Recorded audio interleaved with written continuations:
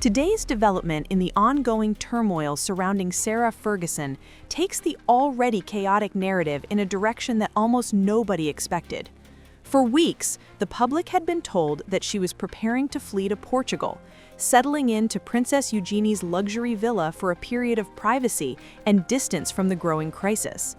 But now, according to fresh accounts, that plan may have been nothing more than a placeholder or even a deliberate diversion.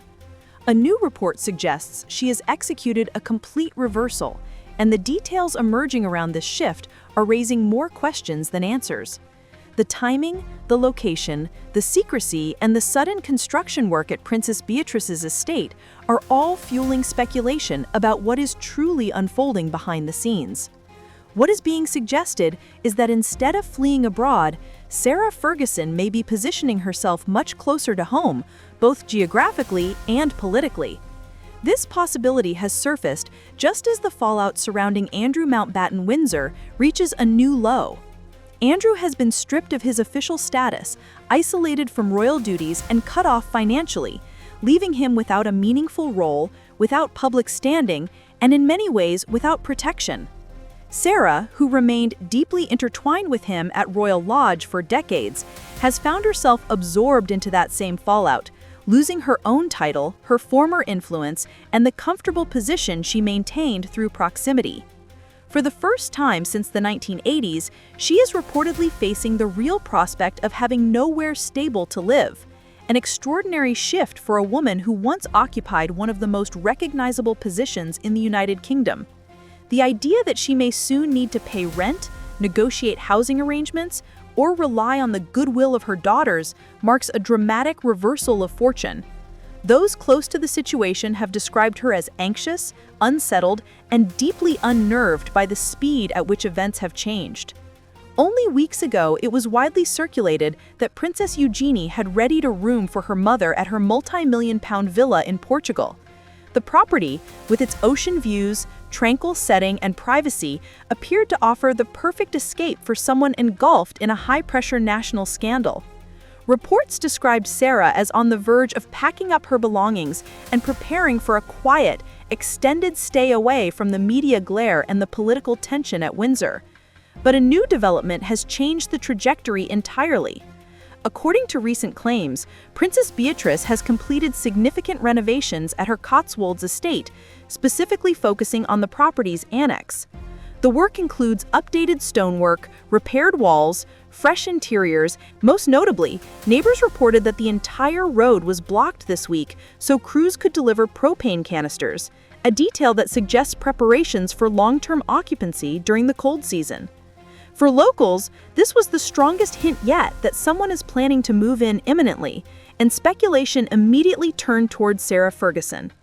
People familiar with the area have commented that while the annex may appear modest from the outside, properties of that nature in the Cotswolds are often exquisitely designed inside.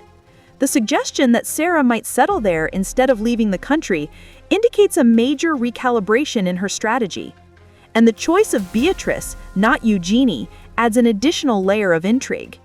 Beatrice is known for being the most private, measured, and quietly stabilizing presence in the family.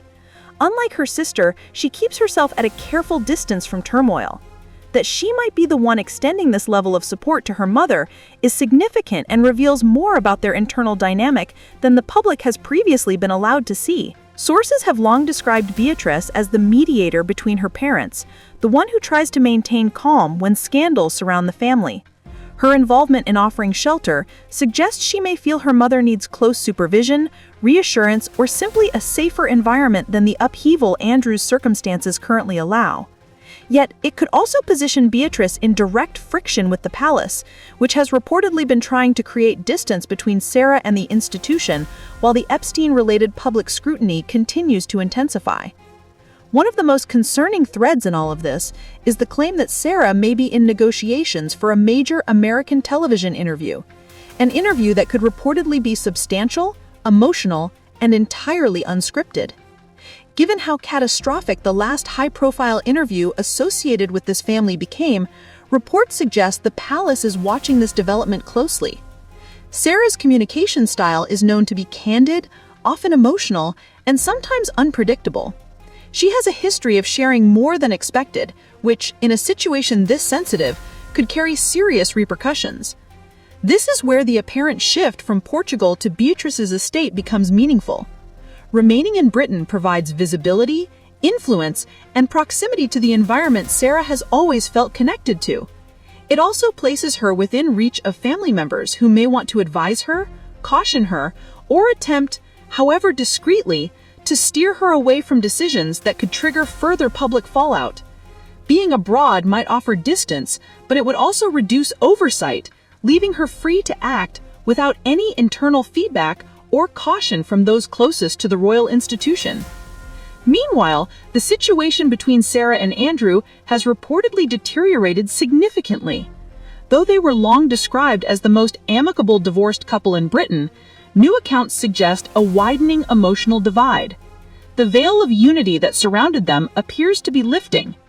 Andrew, confronting the consequences of his actions and their impact on his reputation, is said to be wrestling with anger, humiliation, and growing isolation. Sarah, on the other hand, is reportedly struggling with her own sense of loss, fear, and instability, all while dealing with public scrutiny that has intensified with each new revelation. Claims have emerged that communication between them has faltered and that she is increasingly distancing herself emotionally from Andrew, even if she cannot yet distance herself physically. Some of the internal tensions are said to stem from long-standing frustrations, mutual blame, and the magnitude of the pressures now surrounding them. The arrangement they maintained for decades, a kind of codependent partnership that puzzled many, may finally be cracking. The implications of these internal fractures extend beyond their personal relationship. The royal family, according to several commentators, is deeply aware that if emotions escalate unchecked, the situation could spill into the public domain in ways that are damaging and unpredictable. The palace has always been most fearful of unplanned disclosures, interviews, offhand remarks, or emotional statements that cannot be managed once released. Sarah's proximity to Beatrice may be viewed as a form of damage control, an attempt to keep her close enough that any significant decision she makes does not take the palace by surprise. As all of this unfolds, the wider Windsor circle appears to be adjusting its stance, signaling that old loyalties and old dynamics may no longer apply in the aftermath of Andrew's downfall. Sarah's presence at Beatrice's home positions her at the very edge of the royal orbit, near enough to be monitored but not inside the institution in any formal capacity. It's a delicate balance, one that could shift again depending on what comes next. Whether this marks the beginning of a new phase of crisis management, a temporary living arrangement, or the first step in a larger strategy remains unclear. What is evident is that the situation is evolving rapidly, and that the choices Sarah makes in the coming weeks could have far-reaching consequences for herself, for Andrew, and for the wider royal family.